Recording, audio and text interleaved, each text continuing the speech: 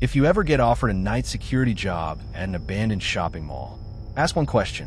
Why does the previous guard always quit? If they refuse to answer, walk away. I didn't. 3 people disappeared before me. The company never admitted that. They called them staffing issues. I found out the truth during my first week. By then, it was already too late. My name is Nathan Cole. 2 years ago, I lost my apartment. The warehouse where I'd worked for almost 8 years shut down with 2 days' notice. And suddenly, I was unemployed with less than a month's savings. When the security company called, I accepted before they even finished explaining the job. 12-hour night shifts. 6 in the evening until 6 in the morning. Good pay. Immediate start. The only strange part was the location. Ashwood Mall. It had once been the biggest shopping center in the county. Back in the 90s, it had over 200 stores, a movie theater, 2 food courts, and an indoor carousel. Now it was dead. The roof leaked. Half the skylights were boarded over. Most of the parking lot had weeds growing through the asphalt. Only one wing remained operational. A pharmacy, a government records office, and a warehouse entrance used by delivery trucks during the day. Everything else had been abandoned for almost 12 years. The security office sat beneath the old management offices. When I arrived for orientation, my supervisor, Mr. Harlan, looked surprised to see me. "You actually came." I laughed. "You sound disappointed." He didn't laugh back. Instead, he handed me a brass key attached to a faded plastic tag. Master access. Then another key. Roof. Then another. Generator. There were 11 keys altogether. Old-fashioned brass keys. Not electronic cards. That struck me as odd. "So what's the job?" He slid a thick binder across the desk. "Hourly patrols. Check every floor. Log anything unusual. Call police if someone breaks in." Straightforward. Then he placed another sheet of paper on top of the binder. It wasn't official. Just a single typed page. 5 rules. No company logo. No signature. I smiled. "What's this?" The previous guard wrote them. "You actually use employee-written rules?" He looked at me for several seconds. "Read them. Rule 1. Never enter the West Wing after 2 a.m. Rule 2. If you hear music from the food court, don't investigate. Rule 3. If you see another security guard, check their face before speaking. Rule 4. If store 214 is open, leave immediately. Rule 5. If someone waves from the second floor balcony, do not wave back." I looked up. This some kind of joke? No. The mall's abandoned. Mostly. I frowned. Mostly. Harlan ignored the question. Instead, he opened a drawer. Inside was an old Polaroid photograph. It showed the security office. Same desk. Same walls. Same clock. Only one thing was different. Someone stood behind the desk. A security guard, wearing the exact same uniform I had on. His face had been scratched out. "Who's that?" "The man who wrote the rules." "What happened to him?" Harlan slowly closed the drawer. "We hired you because nobody knows." That answer stayed with me all afternoon. At exactly 6 o'clock, Harlan walked me through the first patrol. Most of them all looked exactly how you'd expect. Shuttered storefronts, dust, broken tiles, dark corridors stretching farther than my flashlight could reach. The silence was overwhelming. Even our footsteps echoed for several seconds. The only sound came from old ventilation fans somewhere above us. When we reached the center atrium, Harlan stopped. "This is as far as I go." "What?" "I leave at 6. My shift starts at 6. He nodded. "I know. So who's with me?" "No one." He handed me the radio. "If dispatch calls, answer. If I call you." He hesitated. "I won't answer." Then he walked toward the employee exit. I watched him disappear through the steel door. The heavy lock clicked behind him. Just like that, I was alone. Or at least, I thought I was. At exactly 6:17 p.m., I began my first patrol. Everything seemed normal. I checked emergency exits, generator room, loading docks. Nothing unusual. Around 8, I reached the old movie theater. 8 abandoned auditoriums. Seats covered in dust. Popcorn machines still standing where employees had left them years ago. I finished my inspection and started back toward the main concourse. That's when I heard footsteps. Not echoes. Not mine. Someone else's. Slow. Steady. Walking on polished tile. I stopped. The footsteps stopped too. I called out, "Security. If someone's in here, identify yourself." Silence. Then, 3 more footsteps, directly above me. On the 2nd floor, I shined my flashlight upward. Nothing. Just darkness. I told myself it was an animal. A raccoon. Maybe a stray dog. Still, I noted it in the patrol log. 8:14 p.m. Possible movement on 2nd floor. Unable to verify source. I continued walking. Exactly 5 minutes later, the radio crackled. "Nathan." The voice sounded calm. "Professional. This is dispatch. Go ahead." There was a short burst of static. Then the dispatcher said something that made me stop walking. "You're not alone in the building." I felt my stomach tighten. "Police already inside?" "No." "Maintenance?" "No." "Then who?" Static swallowed the answer. Only one sentence came through clearly. "There's already another guard on duty." I looked down at my schedule. My name was the only one listed for the entire night. Before I could ask another question, the radio went dead. Then, from somewhere deep inside the abandoned food court, I heard someone whistle. It was the same 4-note tune the security company used as its employee phone hold music. I stood perfectly still. The whistling stopped. The silence that followed felt heavier than anything I'd ever experienced. Even the ventilation fans seemed to have gone quiet. I slowly raised the radio again. "Dispatch." Only static answered. I tried another channel. Nothing. Every frequency was dead. I swallowed hard and reminded myself there had to be a logical explanation. Someone had broken in. Maybe another security contractor. Maybe a homeless person who knew the building. Nothing supernatural. Nothing impossible. I repeated those thoughts as I walked toward the food court. The beam of my flashlight cut through layers of dust. Most of the tables had been stacked upside down years ago. Plastic chairs lay scattered across cracked tile. The faded signs of restaurants still hung above empty counters. Burger Barn, Noodle House, Pizza Planet. All dark, all abandoned. Then I saw fresh footprints. Not mine. Heavy boot prints. They crossed the dusty floor in a straight line. The strange thing wasn't that they were fresh. It was that there was only one set. Left, right, left, right. No return tracks. Whoever made them had simply stopped existing halfway across the food court. I crouched beside the final print. The dust around it was undisturbed. No drag marks. No jump. No second trail. Just one last footprint. Then nothing. A cold feeling settled into my stomach. Before I could examine it further, a loud metallic bang echoed somewhere above me. 2nd floor, exactly where I'd heard the footsteps earlier. I snapped my flashlight upward. A figure stood at the railing. Security uniform, black jacket, reflective stripes, exactly like mine. He wasn't moving. The light caught the silver badge on his chest.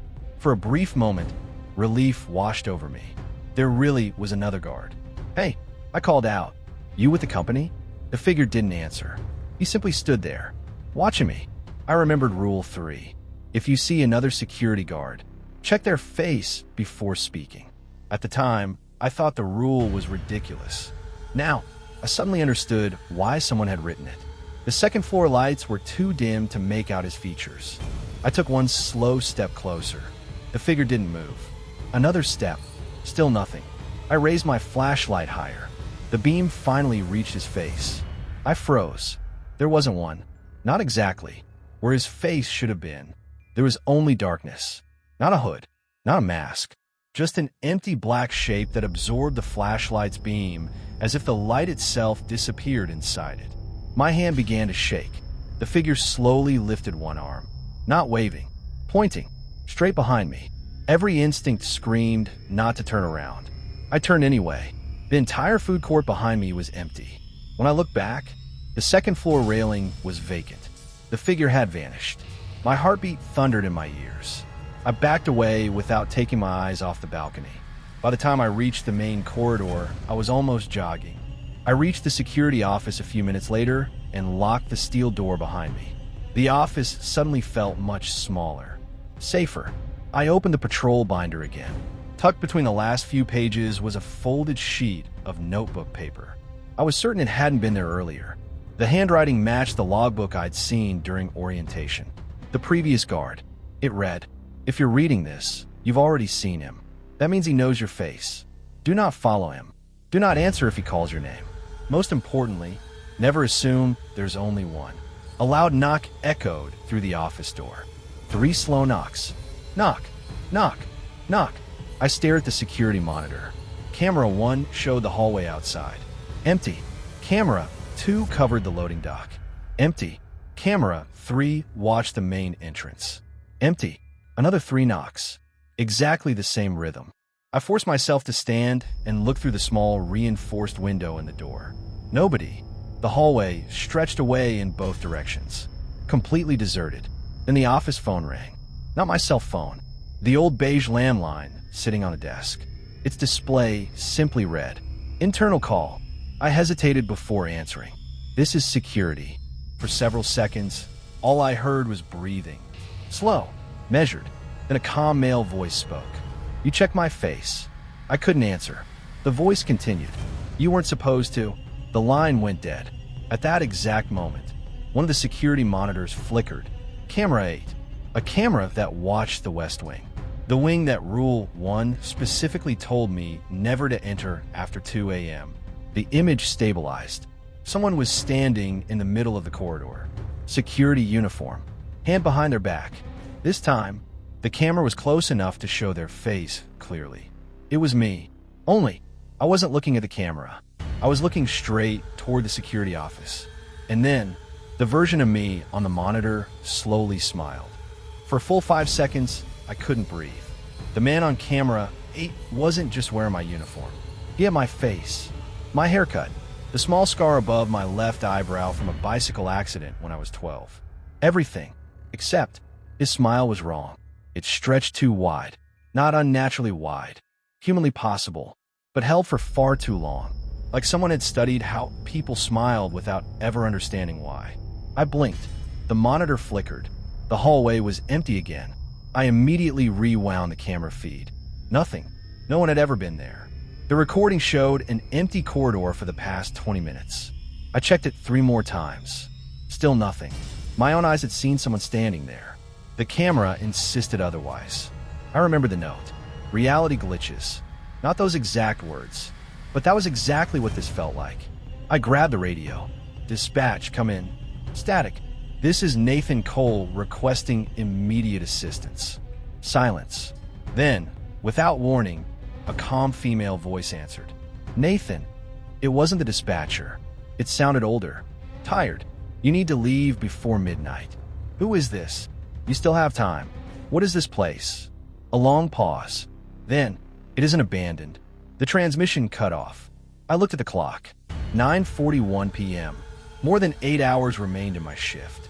Outside the office, something rolled slowly across the tile floor. I listened. It stopped directly outside my door. I looked through the window. Nothing. I unlocked the office and stepped into the hallway anyway. The air smelled different. Older. Like damp carpet and mold. About 20 feet away lay a faded red rubber ball. A child's toy. It rolled another few inches on its own, then stopped. There was no breeze. The ventilation system in this section hadn't worked in years. I picked it up. The rubber was cracked with age. Across one side, written in black marker, were 4 words. Don't follow the music. A sudden burst of laughter echoed somewhere deep inside the mall. Children, dozens of them, running, playing. For just a moment, the abandoned mall wasn't abandoned anymore. I heard arcade machines, coins dropping into metal trays, parents talking, food court chatter, the distant announcement of a store closing sale. It lasted less than 3 seconds. Then, silence. Complete silence. I hurried toward the central atrium. Everything was dead again.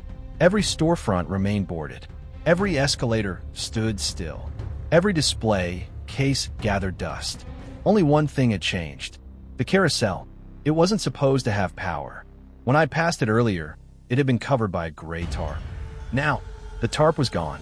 The carousel was turning. Very slowly. No music, just the creak of rusted gears. Round and round. Every painted horse was empty.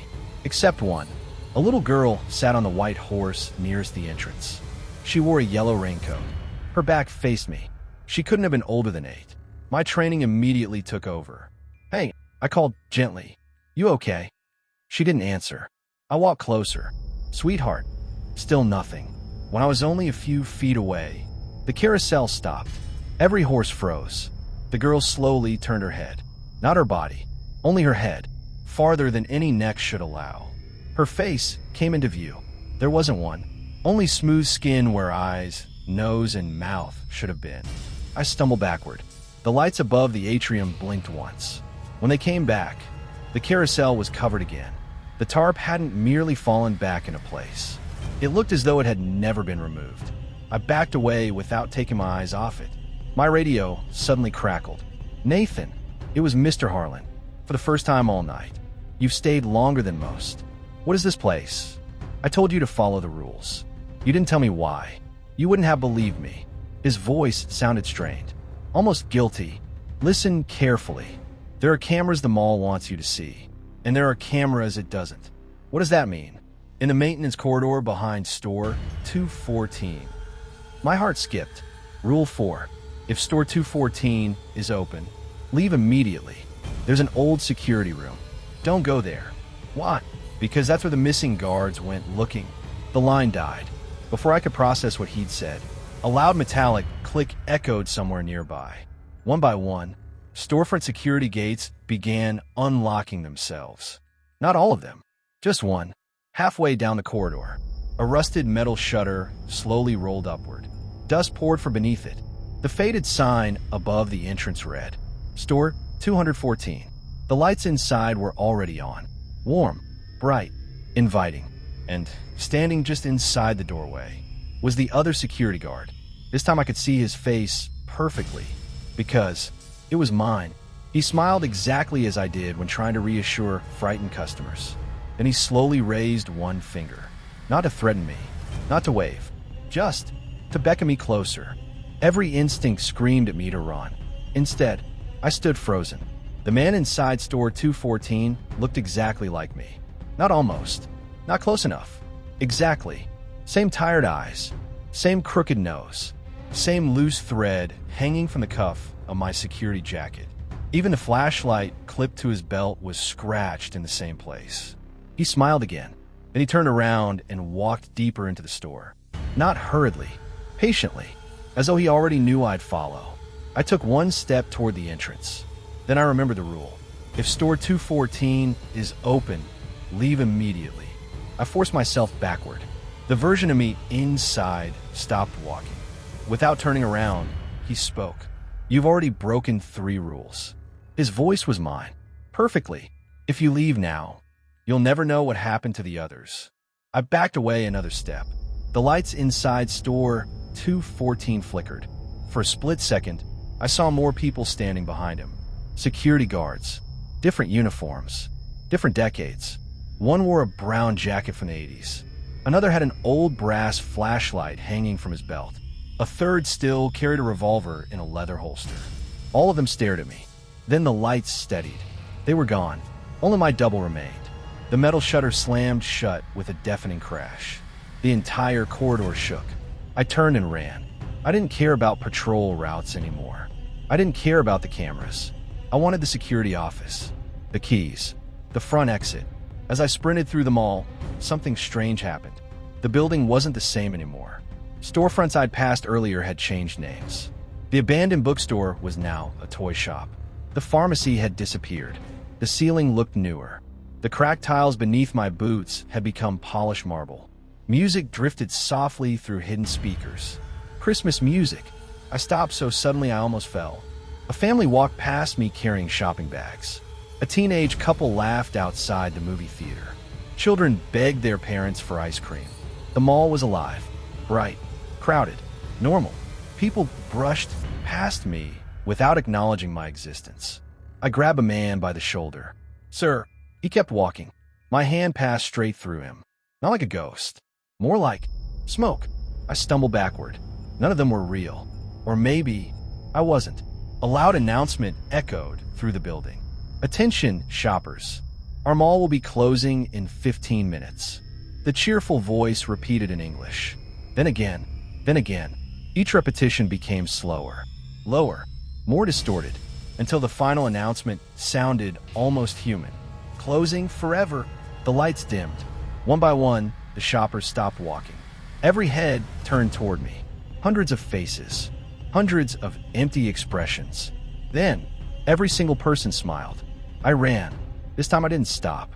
I burst through the security office door and slammed it shut behind me. The room looked different. The desk was older. The paint had peeled from the walls. A thick layer of dust covered everything, except the patrol log. It sat in the center of the desk, open, waiting. The final page hadn't been there before. Across the top, in fresh ink, were today's date and time. Beneath it, a sentence slowly appeared, not all at once, letter by letter, as though someone invisible was writing while I watched. Shift transfer complete. Another line formed. Welcome to permanent night duty. The office lights went out. Only the security monitors remained. Every screen showed the same image, not different camera angles. The same one, me, standing inside the security office, watching the monitors. But the version on the screens wasn't copying my movements. He looked directly into the camera, into me. Then he reached forward and switched off his monitor. One by one, every screen went black, until only camera 8 remained. The corridor outside store 214. The shutter slowly rolled upward. The other Nathan stepped out. He looked older now. His uniform was faded. His face carried years of exhaustion. He stared directly into camera 8, then quietly said, "Your shift starts now." The feed died. The room fell completely silent. I don't remember leaving the mall. The next thing I knew, I was sitting in my apartment just after sunrise. My uniform was neatly folded beside the front door. My keys lay on the table. My phone showed no missed calls. The security company insisted I had resigned before my first shift even started. They had paperwork, my signature, even security footage of me returning my keys. I had no memory of any of it. Ashwood Mall was demolished 8 months later. The newspapers said the building had become structurally unsafe. No mention was made of the missing guards. No mention was made of store 214. Sometimes, late at night, I still wake to the sound of an old shopping mall announcement echoing in my dreams. And every few months, I receive an envelope with no return address. Inside is a single patrol log. The handwriting is mine. The date is always tomorrow. The final line never changes. Relief guard still hasn't arrived.